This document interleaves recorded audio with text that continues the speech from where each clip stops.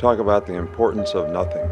You get up every day, you're entitled to nothing. Nobody owes you nothing. You could have talent, but if you don't have discipline and you don't execute, you don't focus, what do you get? Nothing. If you're complacent and not paying attention to detail, what does that get you? Nothing. So nothing is acceptable but your best. We don't rise to the standards we have when others are watching. We fall to the standards we have when no one is watching. The only work that really matters is the work that no one sees. It shows you who you really are rather than who you say you are. And if every time your emotions and feelings tell you that you're tired, you don't feel like it, it's not a good day to work out or make money or do something good, if you listen to your feelings and emotions, then you're never gonna make it in life. You're gonna swim in the sea of mediocrity. You can be anything you want to be. Remember, the saddest thing in life is wasted talent. You can have all the talent in the world, but if you don't do the right thing, then nothing happens. But when you do right, guess what? Good things happen. You hear me? Yeah. I don't care how good you are in anything. You don't have discipline, you ain't nobody. Right. You're nothing without discipline. Because you give up under the slightest struggle without discipline. 100%. And that's where the unwashed masses are. They swim in the sea of mediocrity, silently hoping that something changes for them and using hope as a game plan instead of actively working to change and impact their own lives. They don't want to be an active participant in the elevation of their own life. They're hoping that something changes. They're hoping that they get motivated. Motivation is fleeting. Discipline is consistent. So whether I feel like it or not, I do what is on the roster to do that day. Learn to say fuck you to the world every once in a while. You have every right to. Just stop thinking, worrying, looking over your shoulder, wondering, doubting, fearing, hurting, hoping for some easy way out, grinding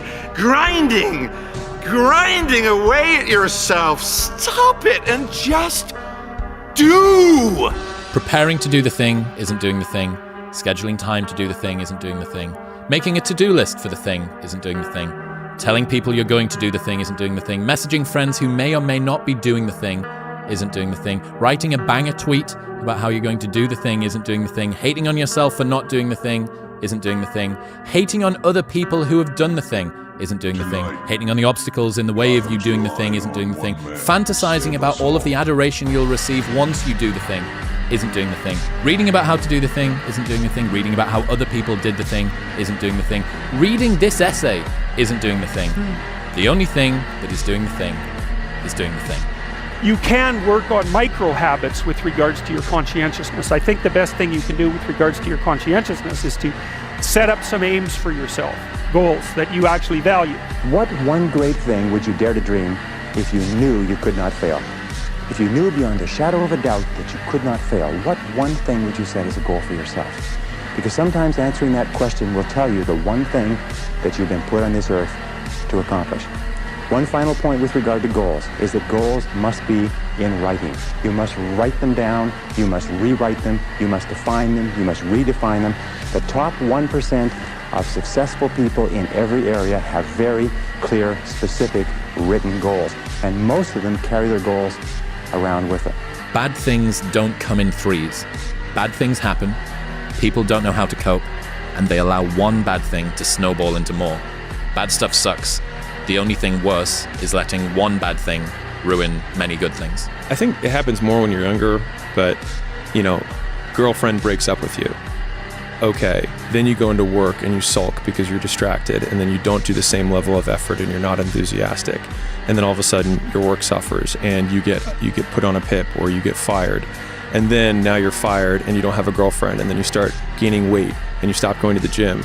And all of a sudden you're like, man, bad things happen in threes. It's like, no, bad things happen all the time, and they only become interrelated if you let it affect your behavior. If you could have your life the way you wanted it in 3 to 5 years, if you were taking care of yourself properly, what would you want from your friendships? What would you want from your intimate relationship? How would you like to structure your family? What do you want for your career? Well, how are you going to use your time outside of your job?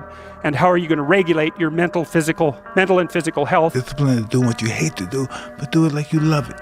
doing what you hate to do, but do it like you love it. That is a great quote. And if you can do that, you could be successful in anything. If you want to change the world, don't be afraid of the circuses. Every day during training, you were challenged with multiple physical events, long runs, long swims, obstacle courses, hours of calisthenics, something designed to test your mettle. Every event had standards, times you had to meet. If you failed to meet those times, those standards, your name was posted on a list, and at the end of the day, those on the list were invited to a circus. A circus was 2 hours of additional calisthenics, designed to wear you down, to break your spirit, to force you to quit. No one wanted a circus. A circus meant that for that day, you didn't measure up. A circus meant more fatigue, and more fatigue meant that the following day would be more difficult and more circuses were likely. But at some time during SEAL training, everyone made the circus list. But an interesting thing happened to those who were constantly on the list. Over time, those students who did 2 hours of extra calisthenics got stronger and stronger. The pain of the circuses built inner strength and physical resiliency. Life is filled with circuses. You will fail. You will likely fail often. It will be painful. It will be discouraging. At times, it will test you to your very core. But if you want to change the world, don't be afraid of the circuses. If you're telling yourself, no, I'm not happy where you're at, then I'm going to tell you that's actually a lie. You are comfortable. You are comfortable. Because if you weren't comfortable, then it would drive you. The discipline would show up. If you really weren't happy and you really wanted to improve your health even more, and you really wanted to improve your financial situation more, and you really wanted to just broadly improve your life, then you wouldn't have any problem at all finding the discipline. The discipline would actually find you. Louis, a moment of pain is worth a lifetime of glory. You remember that.